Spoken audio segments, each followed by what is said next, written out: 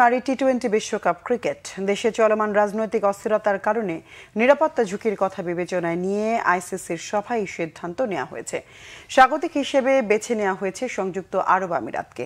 টি-20 বিশ্বকাপে দলগুলোর নিরাপত্তা ইস্যুতে সিদ্ধান্ত জানাতে বিসিবিকে 20 আগস্ট পর্যন্ত সময় বেঁধে দিয়েছিল আইসিসি, কিন্তু এই সময়ের মধ্যে আইসিসিকে সন্তোষজনক জবাব দিতে পারেনি বিসিবি।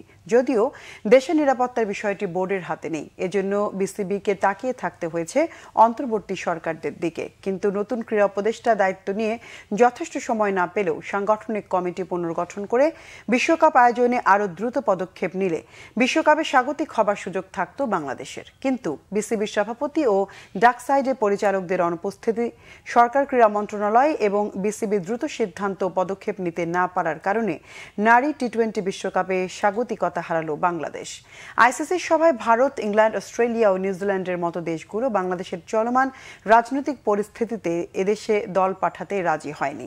যদিও আগামী 1.5 মাসে বাংলাদেশের রাজনৈতিক পরিস্থিতির উন্নতির অনেক সুযোগ আছে, কিন্তু আইসিসির সভায় বিসিবির পক্ষে বড় গলায় কথা বলার মতো কেউ ছিল না। ফলে বাংলাদেশ থেকে এই টুর্নামেন্ট চলে গেছে আমিরাতে। আগামী 3 থেকে 20 অক্টোবর টি-20 বিশ্বকাপ অনুষ্ঠিত হওয়ার কথা।